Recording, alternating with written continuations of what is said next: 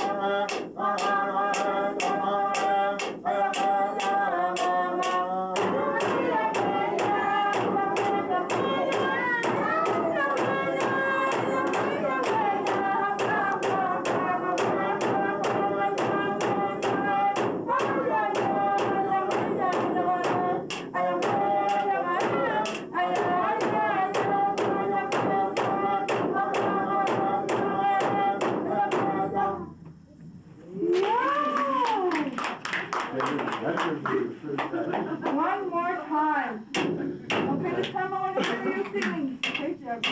You can hear me? You can hear me? You can hear me? Help me sing. Okay?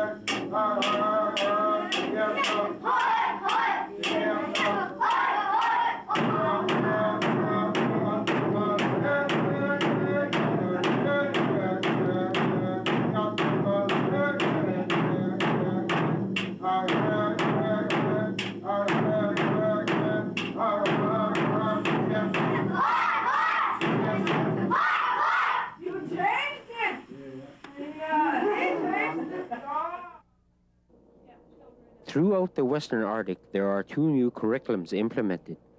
They are the Denekade and the Inuvialuit curriculums in the schools.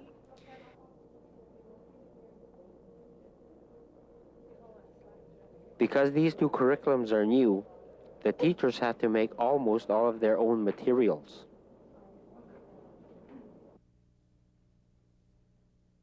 Being able to develop new materials was the purpose of this preschool workshop held in Inuvik.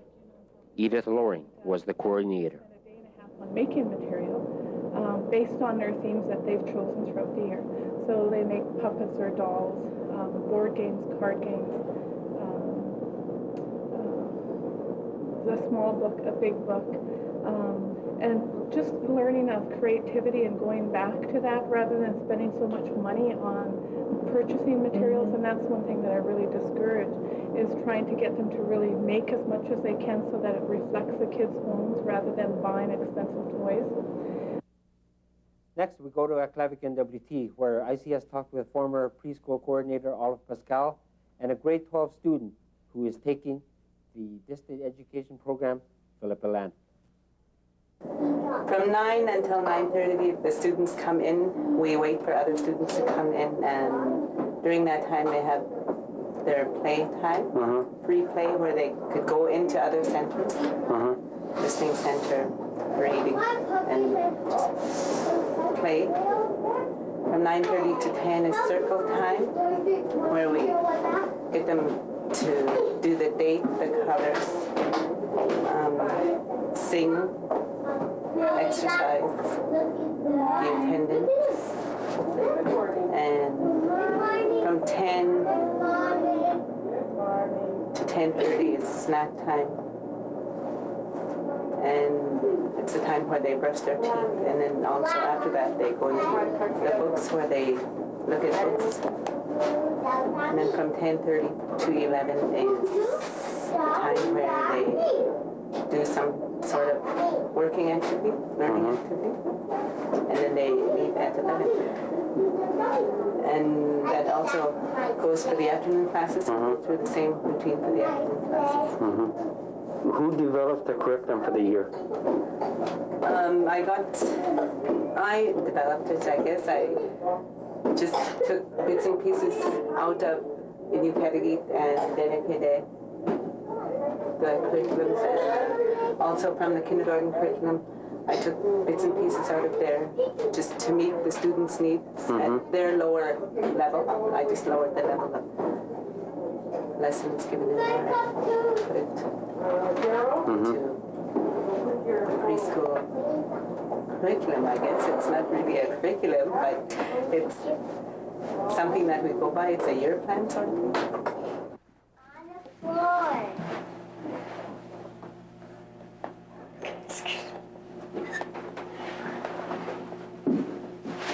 I can read here.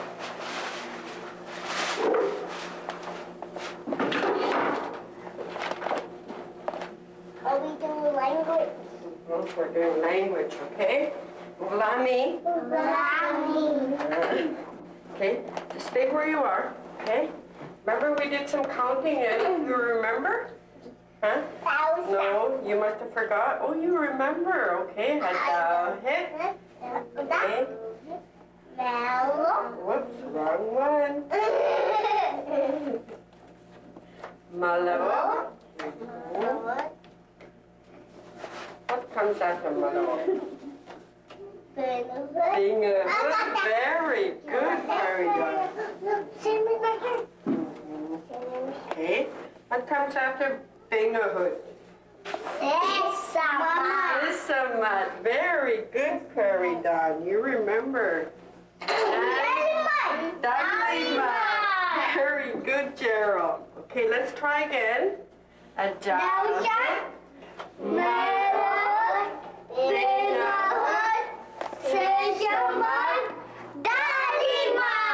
Very good. Daddy, Mommy. Okay. How about good afternoon?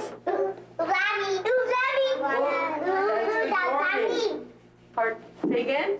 Ublu lautami. Very good. Oh, you slip Brandy, please. Okay. Okay, I'm gonna put them back up here. I'm gonna ask each one of you come over and show me. Okay. Okay. Carry down. Show me Dalimat. Dalimat. That's Sisamat. Thingahud. Where's 5? Dalimat. Chelsea, show me a Dowhip. A Dowhip. Count how many children in a picture? Over here. A Dowhip. Okay? Okay, let's everybody pay attention now, okay? Everybody, with your little finger. A Dowhip. Okay, that's 1. Okay? Malawa. 2. Okay? Bingahud is 3. Okay? Sisamat, 4. Dalimat, 5. Very good. Let's try again with one hand. Okay, everybody ready? A Dowhip, Malawa, Bingahud, Sisamat, Dalimat. Very good. So can you tell me a little bit about what is distance education? Distance education is a course that we get from like the Alberta District Board of Education in Edmonton, and like they're broken up into like different sections, like 8 different modules or 7. Depends on how many different modules are in them, and like in these modules they'll tell you about things you have to know and things you don't have to know. They'll be writing them, and after, at the end of them or in the middle of them, they'll be writing. They'll have writing folders in them. Then if you do the writing folders, they'll help you because you'll get a little bit. You'll know what you're understanding. They'll test you on your understanding of the module, and that. And in the module, they're broken up into sections, like sections 1, 2, so on. And each time you finish a section, it gives you an assignment booklet. And you look at the assignment booklet, and it's just like a test, and it's a test to see how well you understand it. That's the whole section. And by the time you finish doing the whole module, you hand the module book and the assignment booklet in that you have. You hand it in to the teacher will mark it himself.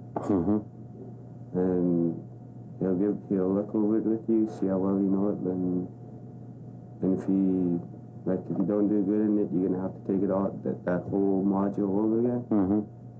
And if you, why do you think the school went this route with distance education? I think it's because like government is short on money, and they don't have enough money right now to like hire any more teachers to teach the academic courses. With other teachers, I think they just rather order the material and then just give it to the students to see how well we are doing as ourselves to work on our own in the modules. Okay, now,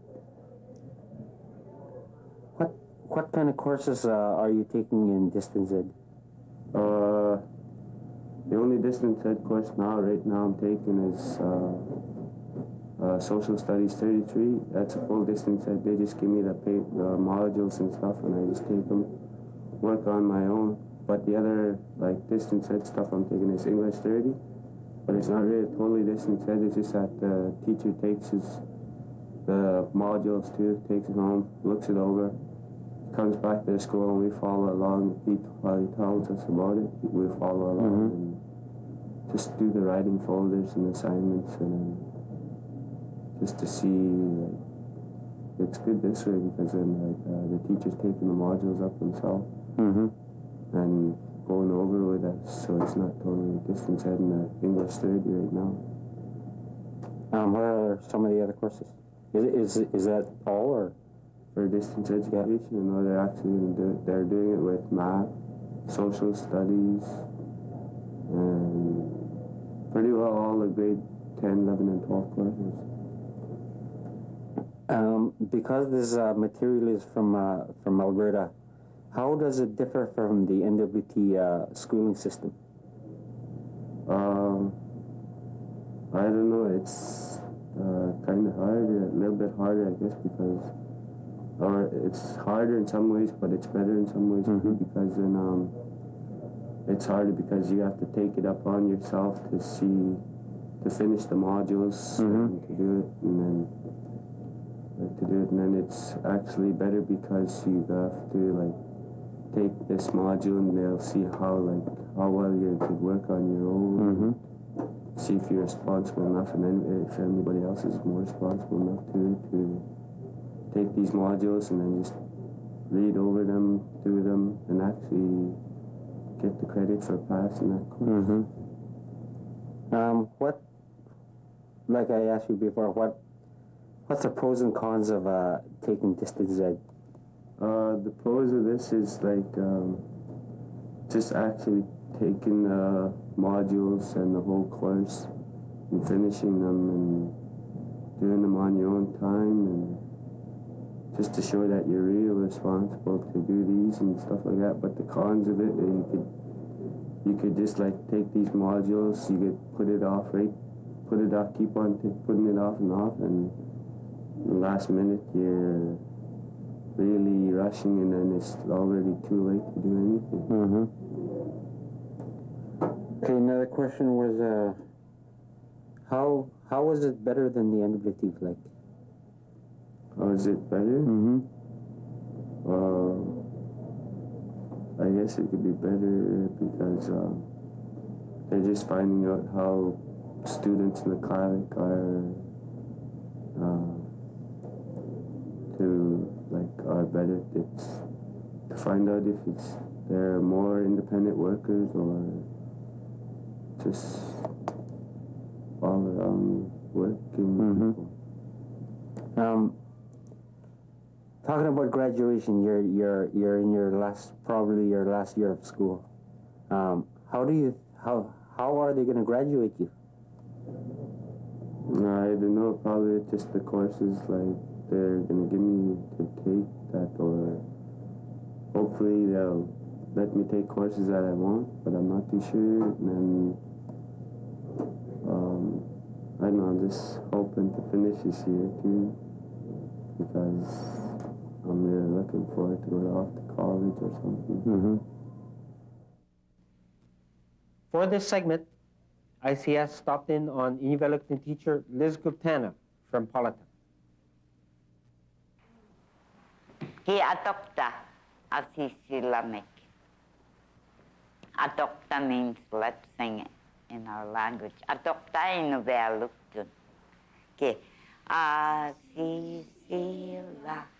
Asisila. Louder. Aulakta. Aulakta. Daikanga aganon. Daikanga aganon. Umamik. Umamik. Du dawa. Du dawa. Dachime, dachime, apang mamalika, du duak, apaga. Tobia suklutin, aniving ni ublok. Tobia suklutin, aniving ni ublok. Kapsit ukiutin, kapsit ukiutin. Tobia suklutin, aniving ni ublok.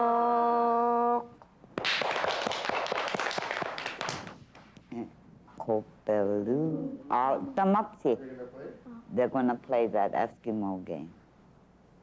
Akopelu. Tamapsi. Akopelu. Pilu. Ngaya. Akopelu. Pilu. Ngaya. Nivita Yuni. Nivita Yuni. Tumita Matquat. Tumita Matquat. Come on. Now Inuvialuit. Alokak Luni Alakta. Quack, quack, quack, quack, quack, quack, quack, quack. Yeah, keep your hand there. That's one easily.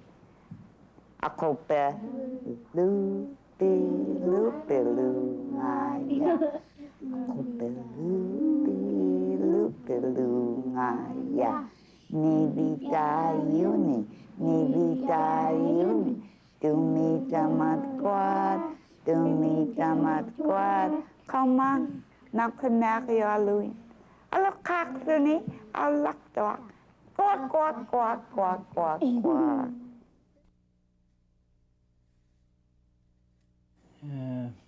I remember really good going to school anyway. I never forget things I saw and things I did in school. And, how long did you stay in school?